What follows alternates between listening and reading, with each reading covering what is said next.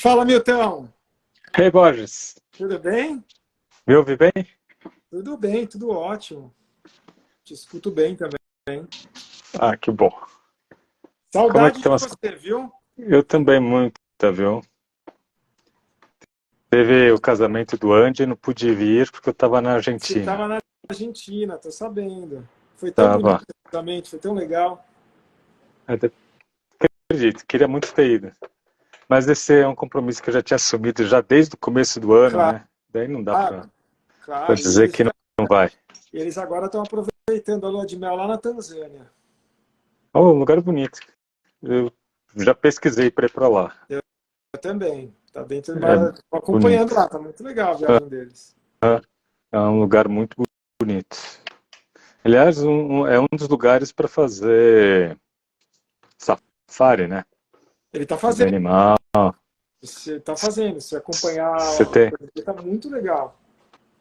tem a África do Sul, tem Tanzânia e tem Quênia, né? Que dá para fazer. Tem alguns, acho que tem mais alguns lugares, viu? Aham. Tem mais alguns lugares legais, assim. E E Tanzânia tem praia, né? Tem as praias lindas lá. ele tá. Eu conversei com ele, ele tá amando. Tá amando. Um Tá bem lugar legal bacana. mesmo. A forma da viagem. Ele tá só os dois, né? Sim. Que bom. Fico muito contente. Gosto muito do Andy. Eu Bom, também. bom que ele está feliz e está indo bem. E E, aí, escola? Tudo bem? tudo bem, tudo tranquilo. Tudo Tá. tranquilo. Tava dando aula agora, tava em reunião, tudo tranquilo. E queria te perguntar. Mandaram algumas dúvidas aqui. Quer conversar sobre elas? Vamos conversar sobre ela, sim. Vamos. Então, assim, vou começar com as coisas que eu acredito que sejam mais simples, se você quiser Aham. falar, e depois, até aproveitando a sua escola, né, que logo menos aí vai ter um evento, e aí eles pediram para falar sobre detox, a gente pode falar também, tá? Mas eu acho que as coisas estão associadas, até, se Tá. quiser falar. Então, assim, ó, primeira, mandaram uma dúvida, até uma pessoa que fez um curso seu de pranayama, e queria tirar dúvida sobre o Kevala Kumbhaka. Se em relação ao mantra que você falou no curso, tá? Estou mandando aqui você falou 1664, Trinta e esse ritmo, né? dois. 16, 64, Isso. 32. Se esse é o ritmo efetivamente ou se a pessoa fizer num ritmo menor, se o resultado ele também é expressivo ou se precisa chegar. Sim. Vai, o resultado vai variar de pessoa para pessoa, Tá, tá? O momento que o Kevala acontece varia de pessoa para pessoa. Não precisa chegar no Matra 16, tá? Pode ser um Matra mais baixo, tá? Normalmente ele começa a acontecer a partir de 10, tá? Mas já vi acontecer com pessoas com 8 matras também, tá? Porque vai variar muito de estrutura psicocorporal de uma pessoa para outra, tá? Que é importante? É importante que tenha um treino de ritmo com Kumbhaka, né? Tá? Principalmente Barra Kumbhaka, aliás, Antara Kumbhaka, que é o Kumbhaka com os pulmões cheios, e também você pode associar Antara Kumbhaka com Barra Kumbhaka, tá? Mas normalmente só tiver a retenção com os pulmões cheios também já é o suficiente. E é o que? É prolongar a respiração durante um bom período de tempo, para que o ritmo ele serve para isso, para que o Kevala aconteça sozinho. Para quem não sabe o que é Kevala é a parada espontânea do ato respiratório, que acontece ao mesmo tempo em que o pensamento para. Ou seja, você tem uma parada da mudança de imagens e sensações na sua tela mental, e é nesse momento a respiração para e você tem um foco, uma consciência de si mesmo. E, normalmente, as escolas que utilizam o conceito de Kundalini costumam dizer que é o momento onde a Kundalini despertou e está ascendendo pelo Sushumna. Tá? Esse é o Kevala. Então, No Hatha Yoga, principalmente o Hatha Yoga, que se desenvolve entre o século X e o século XIV, a função do Hatha Yoga era o treinamento respiratório a fim de atingir o Kevala. Era essa a meta do Hatha Yoga. Tá? Por isso, o Hatha Yoga tinha seu principal fundamento no Anga Pranayama. E não no Angasana. O Angasana era para ficar sentado.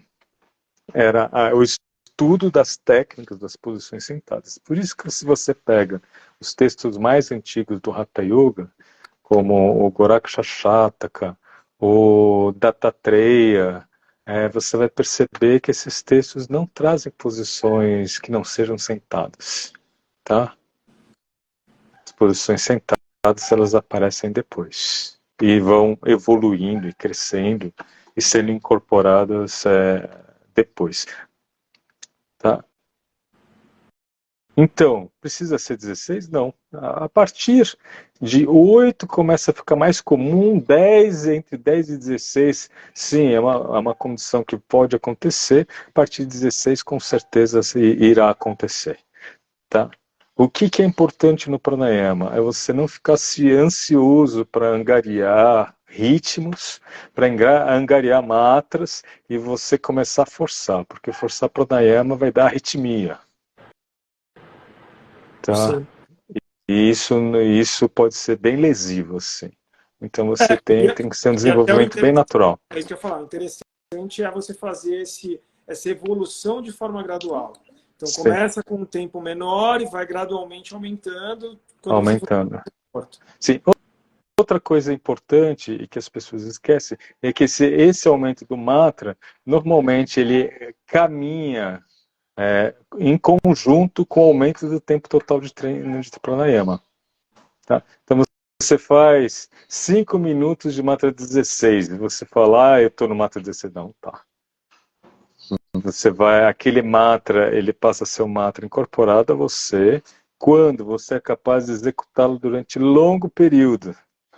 E você poderia executar ele indeterminadamente. Quer dizer que ele está estabelecido em você. E a evolução do mantra e a sua capacidade de atingir um certo mantra, um certo pulso de contágio, né? Ele vai variar dependendo de muitos fatores. Você come carne, não come carne, você come laticínio, não come laticínio, se está a nível do mar ou se está aqui em alguma altitude, por exemplo, em São Paulo, já dá uma diferença de um matra, com certeza, entre estar em Itanhaém e estar aqui em São Paulo. Já dá uma diferença de pelo menos um matra. Então é comum a pessoa desce para parar e fala, nossa, como evoluiu? Evoluiu nada, você está num lugar de maior pressão atmosférica. É isso. Tá. É mais fácil. Também, se você dormiu ou não dormiu, você está descansado ou não está descansado da sua rotina do dia a dia.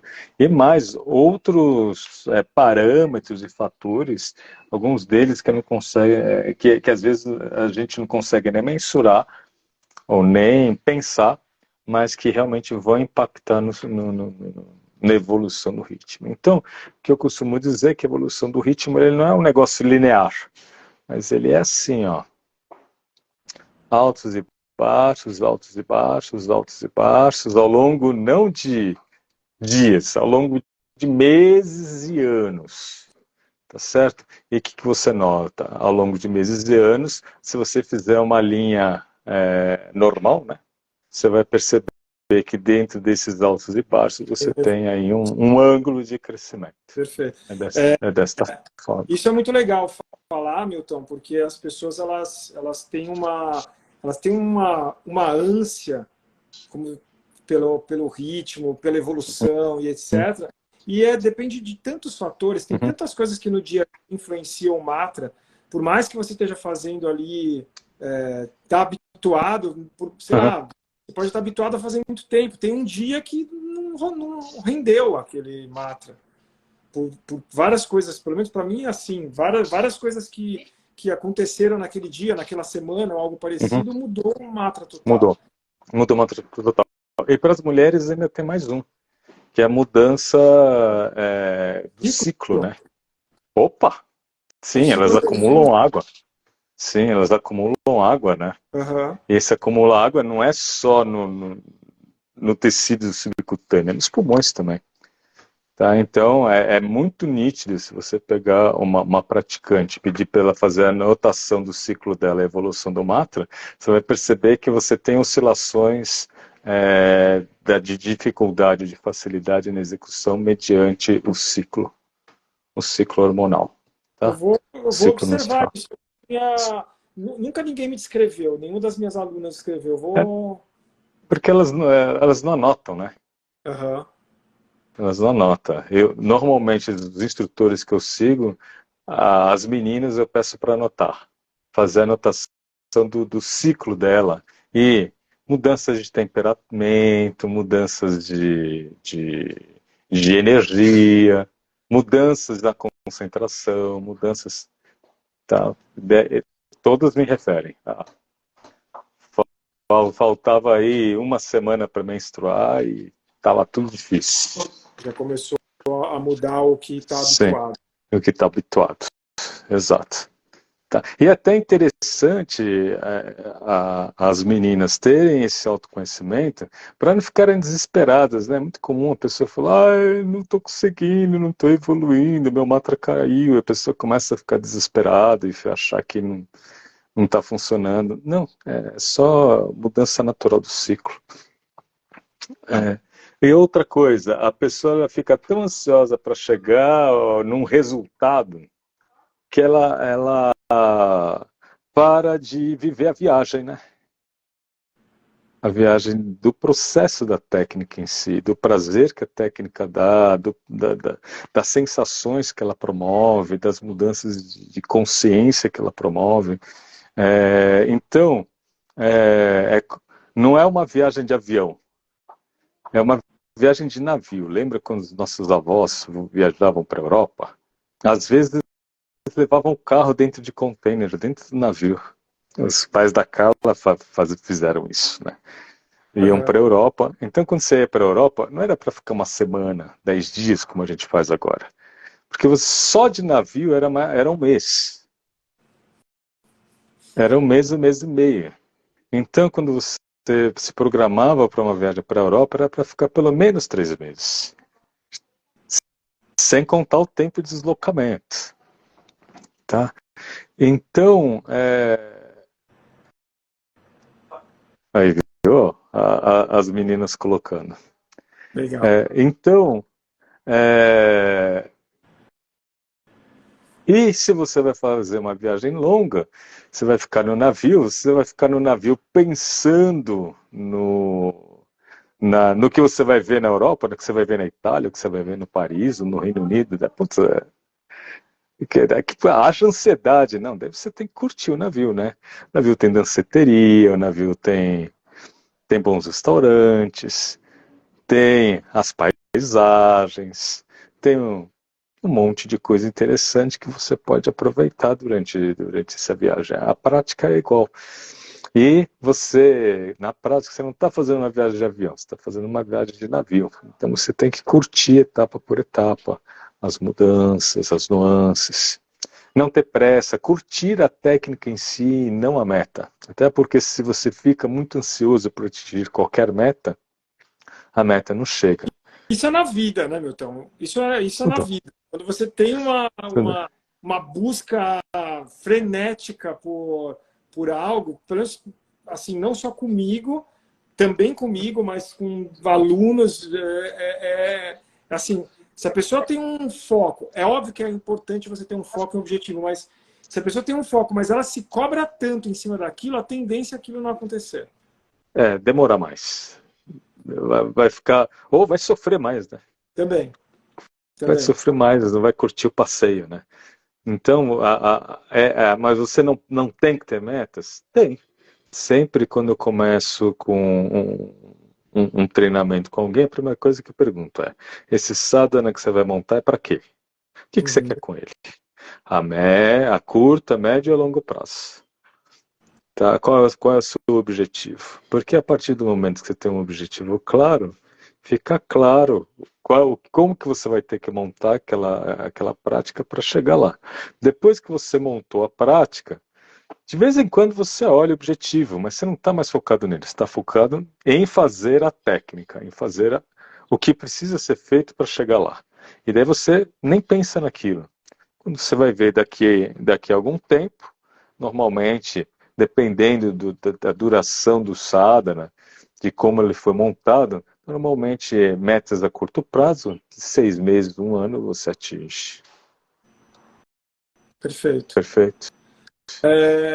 Então, só relembrar aqui, né, que a gente falou alguns termos em sânscrito, você falou o Kumaka, depois a gente Sim, traduziu para retenção, sim. mas o matra e o ritmo, então só para as pessoas entenderem, Tá. matra é o tempo, que ali você tem um padrão de tempo, e o ritmo, são vários ritmos, o ritmo do Kevala Kumbhaka seria 1-4-2. É, Então, no caso, usou ali o 16, 64, 32. Que sim. perguntaram.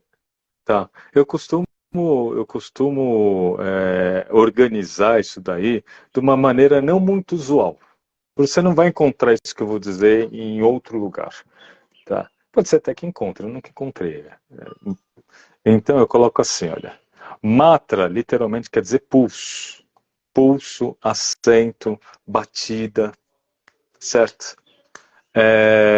Tanto que o termo matra ele é muito utilizado na fonética, principalmente numa linha de estudo complementar aos Vedas, que é chamada Chandas, que é a métrica, é o estudo da métrica. Tá? Então, toda letra sânscrita ela tem uma vogal curta e uma vogal longa. Então, seria assim, ó, tem uma batida, A, A, seria asana. Então você vê que uma tem duas batidas. E essa batida seria o tal do matra. Tá? E e você tem fórmulas de ritmo. Fórmulas de ritmo são proporções. Tá? Proporções entre inspiração, retenção, expiração e retenção sária. Então existem diversas proporções. O que se descobriu que algumas proporções elas têm finalidades, ou elas têm efeitos específicos. É o caso da respiração na qual você tem todas as fases iguais, que é uma respiração que por trabalhar a retenção com ar e sem ar com o mesmo tempo, e o puraka e o rechaka, ou seja, a inspiração e expiração com o mesmo tempo, isso permite um trabalho energético equilibrado de todo o corpo. E do sistema nervoso autônomo também, equilibrar o sistema nervoso autônomo. E isso faz com que energias acumuladas sejam distribuídas igualmente pelo corpo. Esse seria o raciocínio. Existe, por exemplo, os ritmos com grandes retenções, sejam elas com ar e sem ar, cuja função é a função de promover o despertamento da Kundalini, de maneira direta ou indireta. Existe as técnicas na qual a expiração é a fase mais longa do que qualquer fase. A finalidade desses pranayamas na qual a expiração é a fase mais longa é permitir uma melhor descontração, é permitir uma melhor projeção dessa energia. Tá?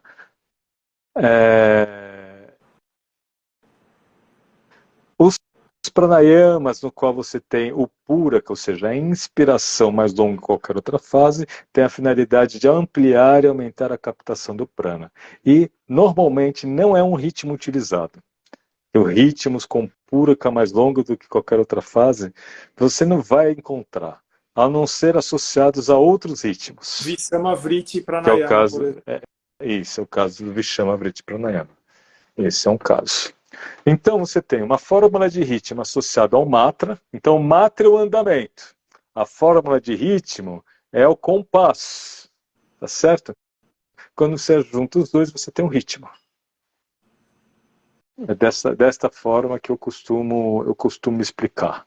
Aproveitando aqui, entrou uma pergunta aqui agora, Ah, aqui, falando, assim, eu vou fazer a pergunta, eu vou responder aquilo que eu acredito, e eu tá. acredito eu que você pensa igual, tá? Em relação à retenção orgástica, as escolas que sugerem a retenção orgástica. Perguntou se a mulher também tem que fazer a retenção orgástica. Eu acho que a retenção orgástica é para os dois, para o homem e para a mulher. Para potencializar a energia, a retenção é para os dois. Sim. É isso, né? A princípio, de uma maneira inicial, seria esse o raciocínio, tá? A retenção, ela é a retenção dos dois. Porque antigamente se pensava que a retenção era a retenção do sêmen, tá? Antigamente, quero dizer, no período medieval. Tá? Entre o século VIII e o século XI, os textos falavam que era a retenção do sêmen. E por quê? Porque era um texto voltado para o homem, não era um texto voltado para a mulher. Apesar do Tantra ele ter um forte colorido matriarcal, no Tantra medieval, que é o Tantra mesmo, tá? Medieval, porque antes, no período pré-clássico, não dá nem para dizer que era Tantra. Porque a palavra Tantra não tinha essa conotação. E também não dava para dizer que era Yoga, porque a palavra de Yoga não tinha essa conotação. Simples. A palavra Yoga passa a ser usada no século VI, a palavra Tantra passa a ser usada no século VIII, com essa conotação. Mas, deixando a tecnicália de lado, a princípio, os textos desse período achavam que devia ser a retenção do sêmen. Depois se percebeu que não é o sêmen em si, mas é o orgasmo, e que existe uma diferença entre orgasmo e ejaculação. Elas podem acontecer, normalmente elas acontecem juntas, mas quem está acostumado a treinar percebe que a ejaculação pode acontecer sem orgasmo e orgasmo sem ejaculação.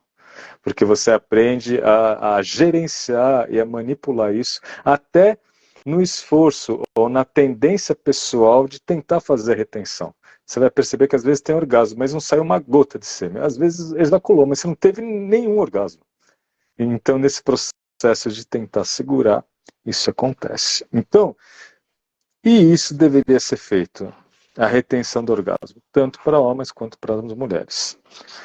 Todavia, existe uma característica nas mulheres, que é a sua grande capacidade, sua grande predisposição de ter orgasmo e não ter perda energética.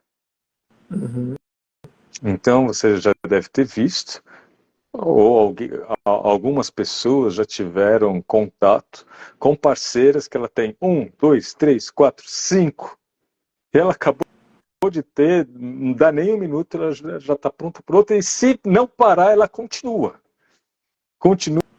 e continua com o mesmo prazer do que estava tendo. Então, não tem aquela descrição clássica de baixa feita... energia, de descida para... Isso, que é aquela descrição clássica do... Daqui a pouco vem o nome dele. Que você tem a excitação, o platô, orgasmo e queda. Isso não acontece. Ela sai para o platô, um orgasmo, outro orgasmo, outro orgasmo, outro orgasmo. E às vezes tem um orgasmo até que se continua lá em cima. Também já vi isso acontecer. Tá? Meninas que entram num orgasmo que se não parar, ela sustenta aquilo de uma forma inacreditável. Coisa que eu vi pouquíssimas vezes em rapazes. Tá? É quase inexistente. Então, para essas mulheres que têm essa característica de conseguir ter um orgasmo atrás do outro e não ter essa baixa, essa perda, é indiferente. Ela decide. Porque é uma característica daquela pessoa. Tá? E ela está sempre com energia sexual alta, ela está sempre com vontade, então não tem essa perda. Tá? O homem não, dependendo da idade, dependendo do parceiro ou da parceira com quem ele está. Depois do orgasmo, alguns vão precisar de 10 minutos, ou 30 minutos, ou 1 hora, ou um dia, ou uma semana, isso vai variar conforme diversas condições, para ter desejo novamente. Né? Entendi. Respondido, então, acho que para quem aí, se tiver ainda, acho que respondeu.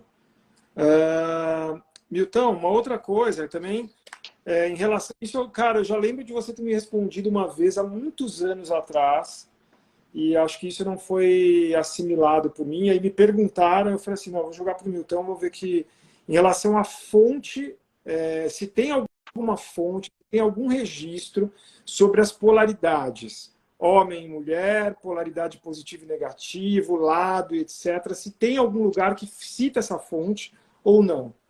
Tem sim. Tá?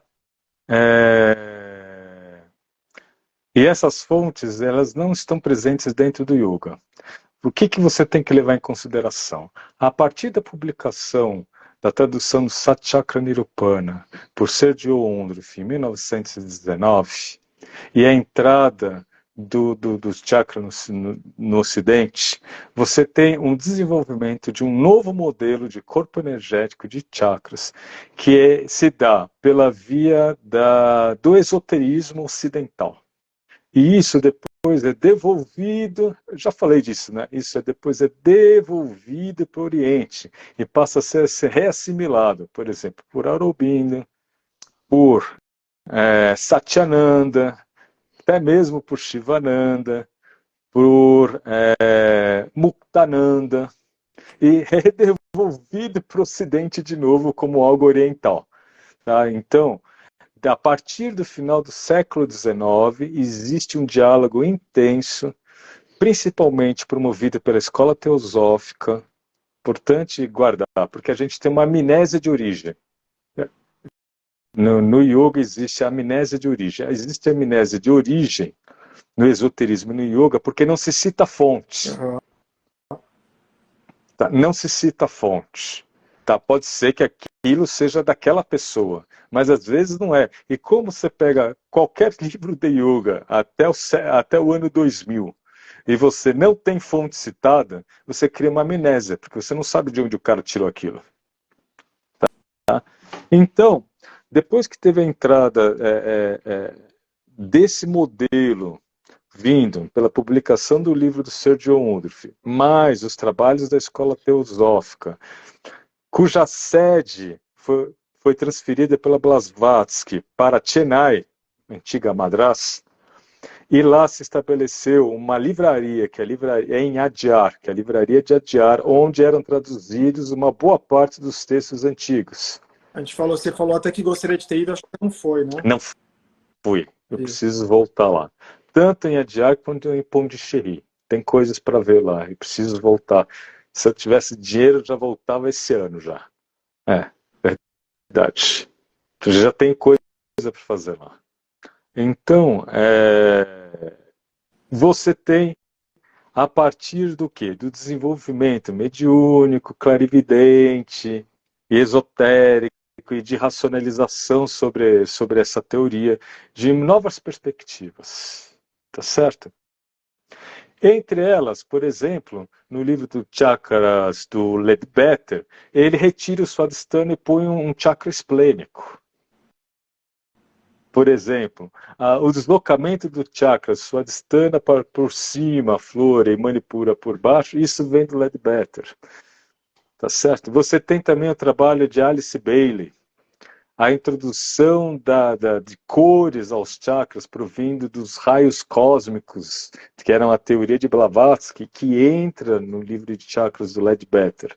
E depois é trabalhado por Alice Bailey. Até que, finalmente, uma pessoa que era artista plástica e trabalhava com cores, que é a Ira Ritten, ela formulou a teoria do espectro da cor, do arco-íris, colocando eles em cada um dos chakras no sentido de baixo para cima. Aí a gente está falando de mais ou menos 1930 e 1940. Nessa toada, tá certo? Desse desenvolvimento, por exemplo, para cor, você tem um desenvolvimento para o magnetismo e até o desenvolvimento, no caso do magnetismo produzido pelos chakras, que não é magnetismo, a gente poderia dizer que é uma diferença de potencial prânico. Seria esse o melhor raciocínio. Tá? Você tem a ideia dos giros dos chakras e, com isso, a criação de polos magnéticos, o que faz criar o modelo de massagem polarizada ou de terapia polarizada. É dentro desse contexto, entre 1930 e 1940, um conjunto de 2 ou 3 livros que eu não me lembro agora de cabeça, porque isso é matéria recente, né, na minha cabeça, então ainda não incorporei. Você tem o aparecimento das polaridades. Então, fechando, onde você vai encontrar? No livro do Ledbetter, de chakras, você vai encontrar. Tá? Você vai encontrar no livro de Umbanda, por exemplo, no livro do Magia Sexual Ritual, acho que é esse o nome, do professor Oliveira Magno. Você vai encontrar. Você vai encontrar dentro do hinduísmo, no livro do Satyananda. No livro do Satyananda, ele fala sobre o Siddhasana, desde os livros mais antigos dele, né, até os mais recentes, entre aí por volta de 1950 e 1970. Então, ele fala do Siddhasana para o homem e o Siddhayoni Asana para a mulher. Só tem nele. Não tinha visto nenhuma outra. Ou seja, é efeito pizza, né? É efeito pizza. Mas como você vê, como esta ideia de polaridades começa no Ocidente e passa a ser validada até no Oriente, para depois retornar. Então, na verdade, assim, em escrituras antigas, essas coisas, não aparece nada. Porque eu lembro de você ter Não, falado isso para mim, por isso não não, aparece nada. Realmente. não aparece nada. Até porque, outra coisa que eu já falei, eu acho que eu já falei aqui. Se você levar em consideração que na época da independência da Índia, se eu não me engano foi em 1947 Uhum. ou 1949, você tinha que 3% da população somente era alfabetizada. Como? 3% da população alfabetizada? Quando? No meio do século XX? Agora, imagina quando a gente pega um texto do século VIII, do século V depois de Cristo. Quantas pessoas faziam uso daquilo? Pouquíssimas, quase ninguém. Quase ninguém. Alfabetizadas em sânscrito ainda, que é uma língua super difícil de aprender. Difícil, difícil. Eu estudei, antes de ir para a Índia, eu passei 2 anos estudando inglês, porque eu não falava inglês, precisava falar. Então, eu passei 2 anos aprendendo inglês. E estudando sânscrito. Para o inglês, eu me dedicava, além das aulas, meia hora por dia de estudo. Para o sânscrito, eu tinha que estudar de 1 a 2 horas. No inglês, eu saí falando. No sânscrito, eu estou lendo, assim, com o dicionário do lado. Tá? Mas eu entendo que é declinação, tem as declinações decoradas, tal, consigo ler. Então, é uma língua difícil. Agora imagina, quem ia fazer uso daquilo? Para que aquele povo escreveu aquilo? Escreveu para ele mesmo, era um manual para ele. Ele escreveu para um discípulo mais próximo, que ele tinha dado a instrução verbal, e depois aí ele deu as dicas do texto. Uma outra dica ou um outro resumo no texto. Então, quando você pega esses textos, você tem que pensar nisso. Tá? E que a tradição de transmissão oral ela sempre funcionou muito bem, obrigado. E que não era necessário o texto escrito. O texto escrito era só um lembrete. Era só um lembretinho. Então, dentro desses textos, nesse contexto, que era um lembrete, que era um manual, que era para uma parcela da população muito pequenininha, não traz. Não traz. Realmente, você não vai ver sobre polaridades. Tá? você vai ver mais tardiamente. Com uma exceção, algumas técnicas são feitas de forma polarizada. Um exemplo, o que me vem à cabeça, porque como eu estudei Mudra, para mim é muito gritante, é o Bhairava Mudra e Bhairavi Mudra, que é o quê? O Shiva Mudra, ele pode se chamar Bhairava. Bhairava Mudra é mão direita sobre a mão esquerda, para o homem. Bhairavi Mudra, a mão esquerda sobre a mão direita para a mulher. Então, isso é mais antigo, tá? E está presente aí nos textos como uma das evidências, ou uma das possibilidades da presença de polaridades nos tempos antigos. Mas isso foi extrapolado no período de 1950 e 1970, tá? Inclusive a ideia de giro dos chakras, ele provém justamente desse estudo da escola teosófica. Tá? Muito do que eu falo do meu livro sobre flor, corpo, caule, flor, caule, raiz e os sentimentos de vivência dos chakras, ele se desenvolve nesse período, ele faz parte desse modelo ocidental, e eu até nem gosto de falar modelo ocidental, modelo oriental. É um modelo de chakras que seguiu um processo de desenvolvimento. Tá certo? Seguiu um processo de desenvolvimento. E que, por exemplo, eu não vou dizer que não funciona, que não é, porque eu sei que se eu usar, funciona. O fato de ter sido elaborado aqui no Ocidente e sintetizado no Esalen Institute, na Califórnia, de onde nasceu, por exemplo, a psicologia transpessoal, onde nasceu, por exemplo, o Neotantra. Tudo vem desse núcleo que era o Instituto Esalen. Tá?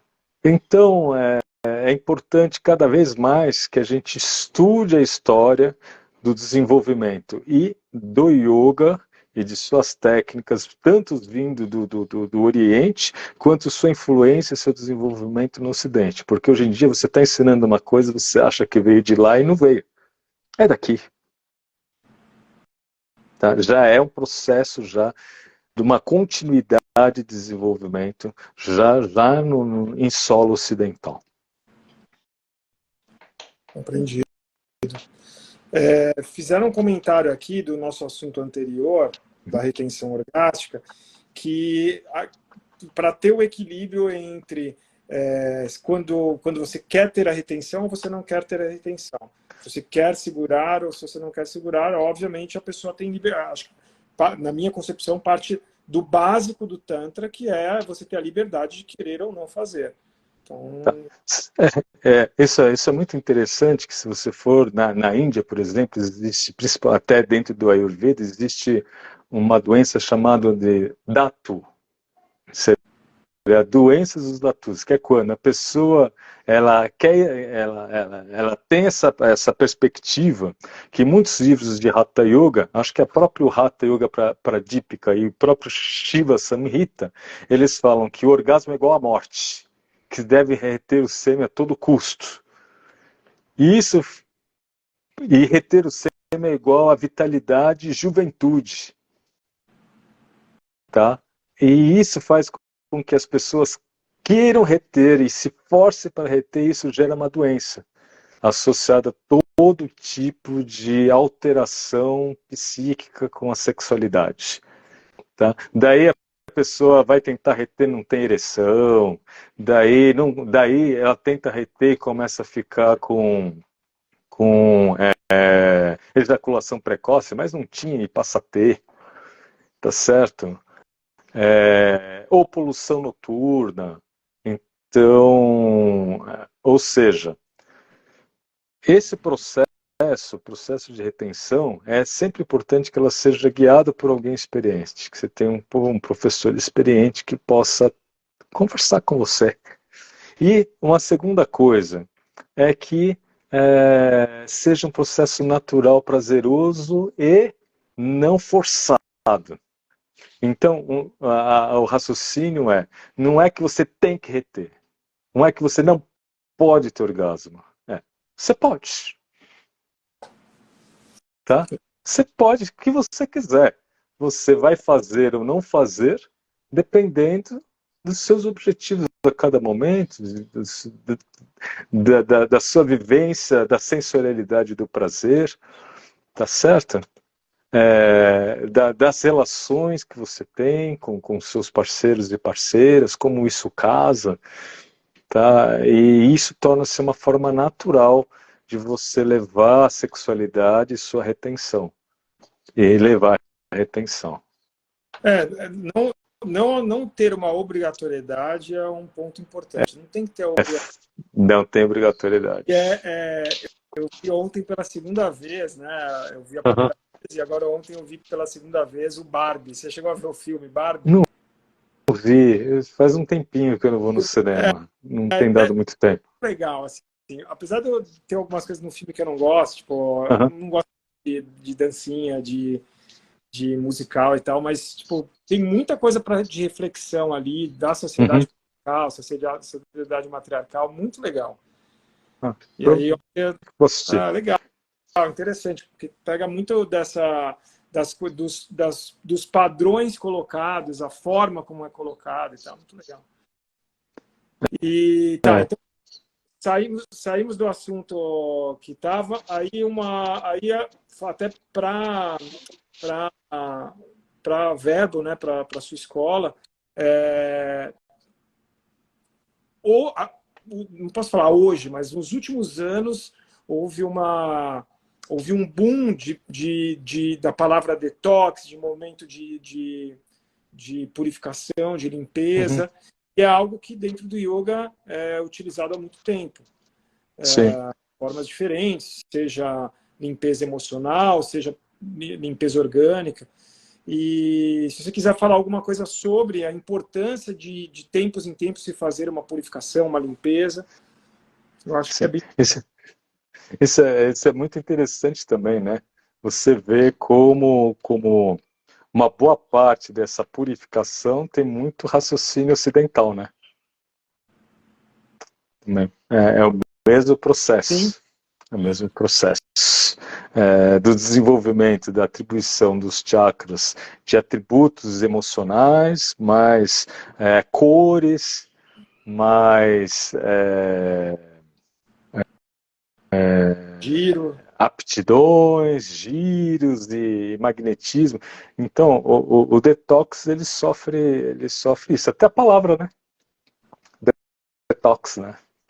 É uma palavra ocidental. Mas então, o que é muito interessante você pensar que quando você pega os textos clássicos da Hatha Yoga, tanto leite quanto os laticínios são permitidos e estimulados.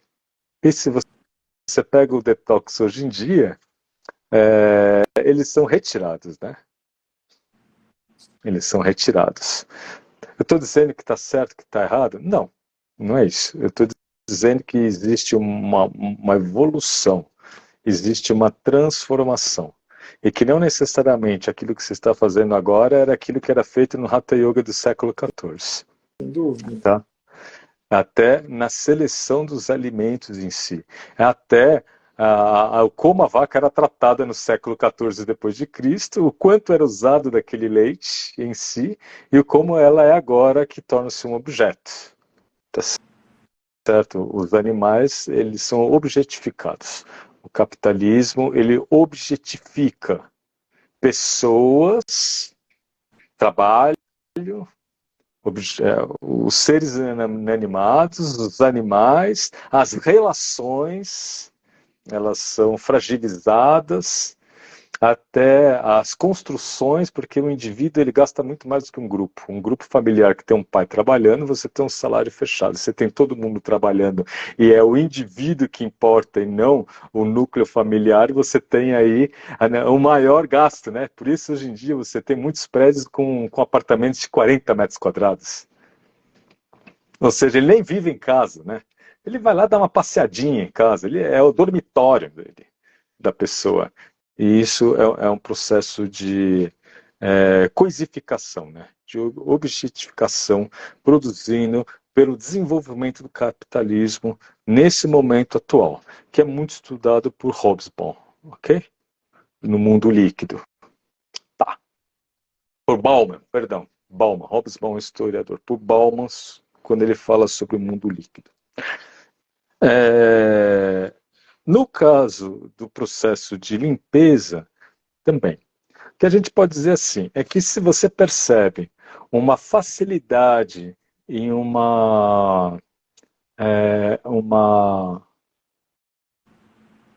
aprimoramento, não digo evolução, mas uma melhor performance na execução de uma técnica, quando o corpo está com uma alimentação de um determinado jeito. Tá? E por mais tempo ele está, melhor. Então, vou dar um exemplo. Eu evito comer laticínio e leite. Isso não faz parte da minha alimentação usual. Em viagem, por exemplo, estive viajando na Argentina. E lá, às vezes, eu comi o que tinha. Tá certo? Eu não sou vegano. Eu quero deixar isso claro. Não sou vegano.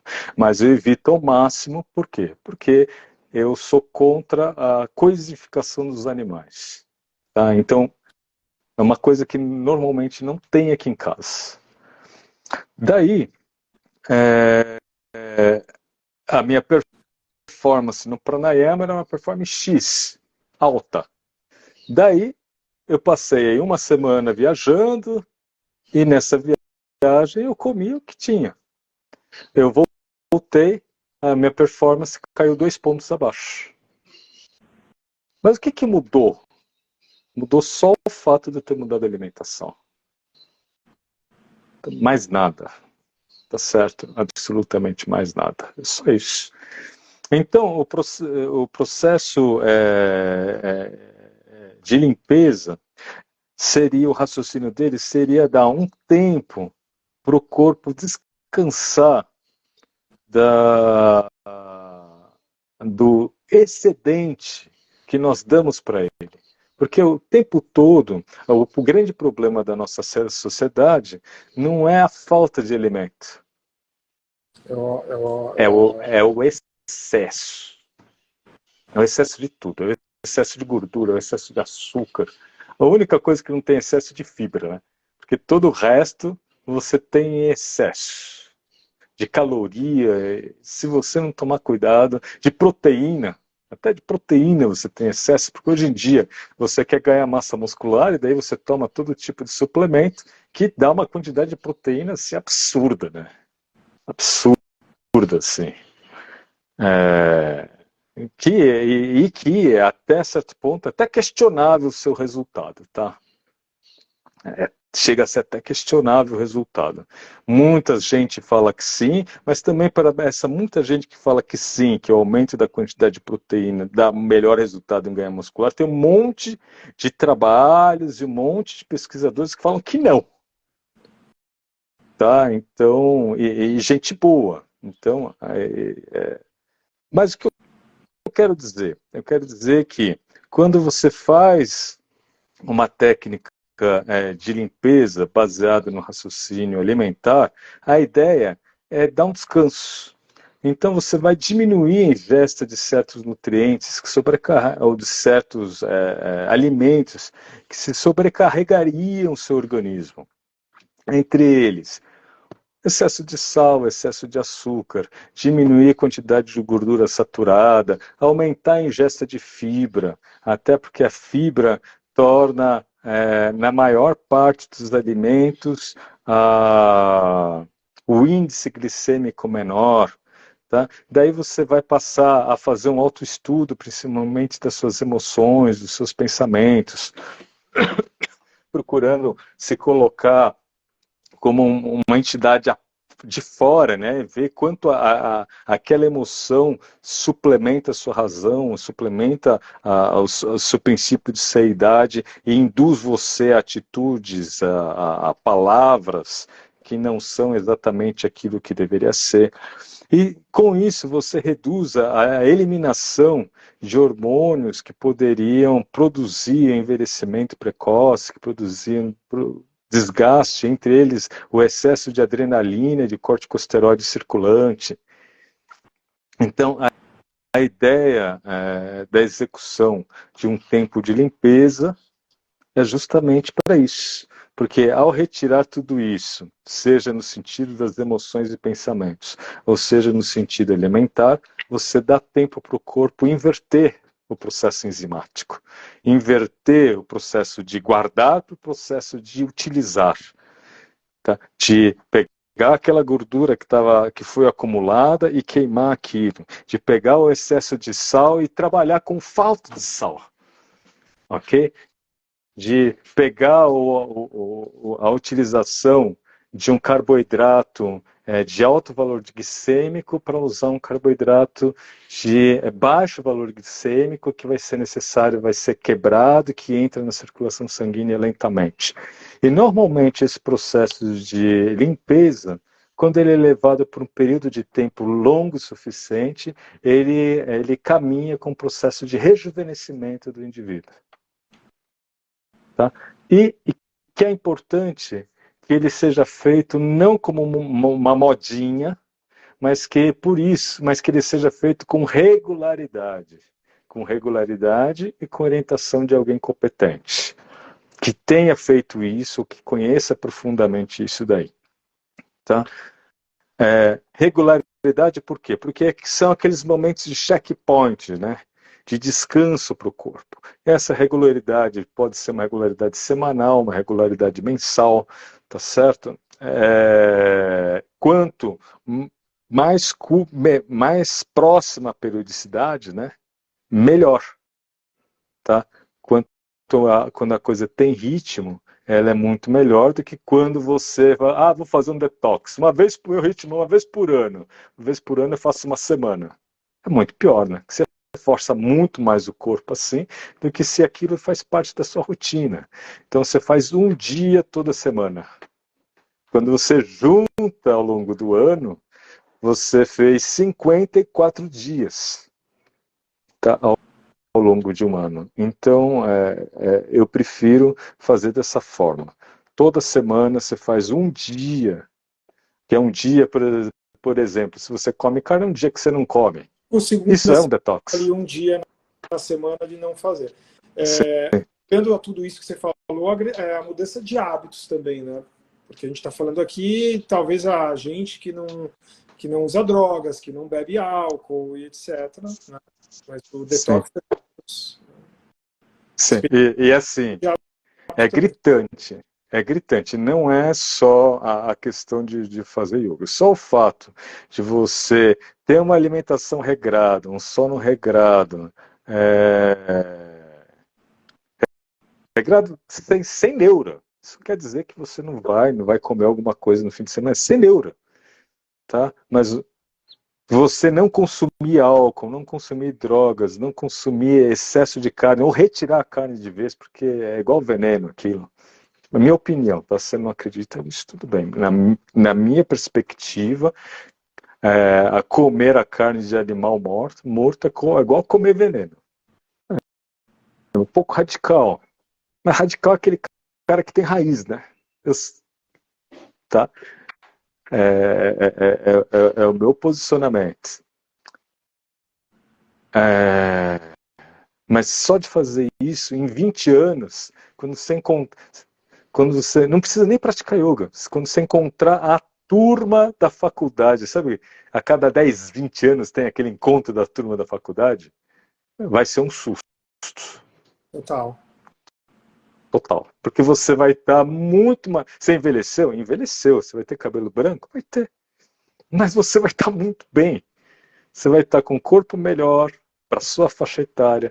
Você vai estar com mais energia, com menos doenças.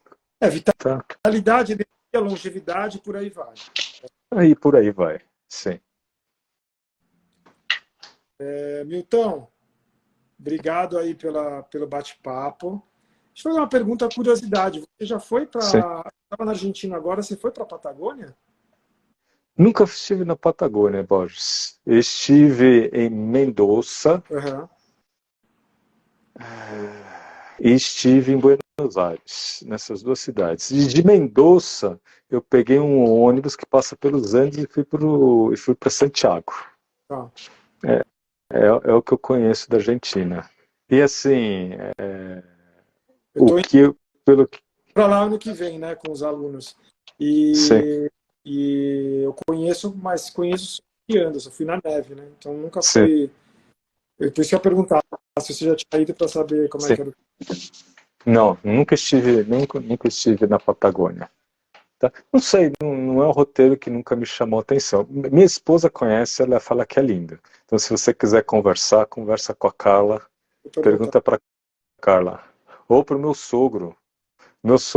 A Carla, meu sogro, eles faziam de motorhome. Eles fizeram toda a América do Sul de motorhome. Que legal. Sim, inclusive foram para a Antártida. Pegaram o motorhome, desceram até o Chuí, deixaram o motorhome lá, pegaram um navio, foram até a Antártida. Isso daí tô falando de década de 80. Década de 80, entre década de 80 e década de 90. Então, se você conversar com a Carla, ela vai, e o meu sogro, eles vão te falar coisas muito legais da Vou Patagônia. perguntar sim. Sim. Tá. Milton, obrigado. Galera, Obrigado a você. feriado. Daqui a 15 dias a gente volta com a live. E Milton, vamos conversar, vamos tentar encontrar semana que vem. Tá Combinado. bom? Quero muito, viu? Vamos comer um açaí. Combinado. Fechou. Combinado? Tem um aluno meu que tem um lugar muito legal. A gente pode ir lá, combinar de ir lá no lugar dele. Combinado. Tá bom? Fechado. Tá Valeu, bom. então. Abraço, galera. Beijos. Um beijo.